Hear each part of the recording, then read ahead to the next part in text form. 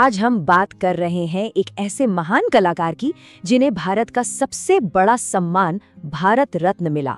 लेकिन उनकी जिंदगी सम्मान और प्रसिद्धि से कहीं ज्यादा एक बहुत ही सरल और गहरे सच को बयां करती थी। तो चलिए सीधे उनकी जिंदगी के उस पहलू में उतरते हैं जो सबसे दिलचस्प है। एक ऐसा विरोधाभास जो उनके पूरे सफर को एक नई परिभाषा देता है। ये जो उन्होंने कहा वो उनकी पूरी शख्सियत को दिखाता है। जरा सोचिए, एक बार जब उनकी एक शिष्या ने उनकी फटी हुई लुंगी की तरफ इशारा किया तो उन्होंने ये दिल छू लेने वाला जवाब दिया था। मतलब एक तरफ देश का सबसे बड़ा सम्मान और दूसरी तरफ उनकी वो सादगी। यही फर्क उनके जीवन के पूरे फलसफे को बयां कर देता है। उनकी जिंदगी शोहरत के पीछे भागने की कहानी थी ही नहीं, ये तो सच्चे सुर की एक लगातार एक रूहानी तलाश थी। तो ये उस्ताद वो बने कैसे? चलिए थोड़ा पीछे चलते हैं और देखते हैं कि अमीरुद्दीन नाम का एक छोटा सा लड़का संगीत का इतना बड़ा उस्ताद कैसे बन गया। तो देखिए, उनका सफर बचपन से ही तय था। बिहार के डुमरांव में पैदा हुए और सिर्फ 6 साल की उम्र में वो आ गए काशी, अपने नाना के घर। यहीं से असली तालीम शुरू हुई अपने मामा अली बख्श के साथ। और 14 साल की उम्र आते आते तो संगीत ही उनकी दुनिया बन चुका था। और ये बात तो और भी दिलचस्प है कि उनकी शहनाई की जो वो अनोखी आवाज थी ना, उसका राज उनकी जन्मभूमि की मिट्टी से जुड़ा था। उनकी शहनाई की जो रीढ़ होती है वो नरकट नाम की एक खास घास से बनती थी, और वो घास सिर्फ और सिर्फ उनके गांव डुमरांव में सोन नदी के किनारे ही मिलती थी। कमाल है ना। बचपन का एक बड़ा प्यारा किस्सा है।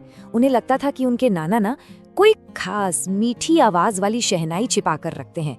उन्हें ये पता ही नहीं था कि जादू शहनाई में नहीं बल्कि रियाज में था। तो ये जो संगीत को लेकर उनकी मासूमियत थी वो कैसे एक जुनून में, एक सच्ची साधना में तब्दील हो गई, चलिए देखते हैं। देखिए, उनकी प्रेरणा सिर्फ शास्त्रीय संगीत तक ही सीमित नहीं थी। वो काशी की हर चीज में संगीत ढूंढ लेते थे, चाहे वो रसूलन बाई और बतूलन बाई की दिल छू लेने वाली गायकी हो या फिर गर्म घी में तलती कचौड़ियों की वो छनछनाहट। उस आवाज में भी उन्हें संगीत सुनाई देता था। और तो और वो अभिनेत्री सुलोचना के भी बहुत बड़े फैन थे। उनकी संगीत की ये साधना, ये रियाज दरअसल 4 मजबूत स्तंभों पर टिका था। सबसे पहला, गुरु शिष्य परंपरा का पूरा सम्मान। दूसरा, संगीत में पूरी तरह से डूब जाना, जिसे कहते हैं पूर्ण तन्मयता। तीसरा, जबरदस्त धैर्य और लगन। और चौथा, लगातार सोचना, मनन करना, जिसे मंथन कहते हैं। लेकिन बात सिर्फ संगीत की नहीं है। बिस्मिल्लाह खान साहब भारत की जो एक खास पहचान है, मिली जुली संस्कृति, जिसे गंगा जमुनी तहजीब कहते हैं, उसकी एक जीती जागती मिसाल थे। यही तो उनकी सबसे खास बात थी। वो एक पक्के मुसलमान थे, लेकिन उनका दिल काशी के लिए धड़कता था। सोचिए, 5 वक्त की नमाज भी अदा करते थे और हर सुबह की शुरुआत होती थी बालाजी मंदिर में शहनाई बजाकर। उनकी पूरी जिंदगी यही दिखाती है, यही साबित करती है कि आस्था और कला ये किसी भी धर्म की सीमाओं से बहुत ऊपर हैं। ये तो एकता का पैगाम देती हैं। तो आखिर में अगर हम उनकी विरासत को देखें तो वो बड़े बड़े सम्मान और पुरस्कारों से नहीं बनी है। उनकी असली विरासत है सुर के प्रति उनकी वो अटूट, वो रूहानी खोज। पूरे 80 साल, सोचिए, 80 साल तक उन्होंने अपनी जिंदगी सिर्फ एक ही मकसद को दी, अपनी शहनाई के सुर को और बेहतर और सच्चा बनाना। ये संगीत के लिए उनकी जिंदगी भर की इबादत थी।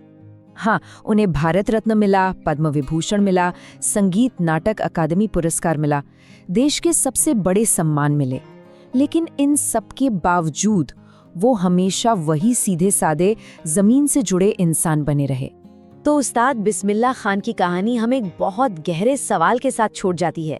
एक कलाकार की असली दौलत क्या होती है, शोहरत या वो एक सच्चा सुर? ये एक ऐसा सवाल है जो कला को समर्पित किसी भी जिंदगी के असली मायने पर हमें सोचने को मजबूर कर देता है।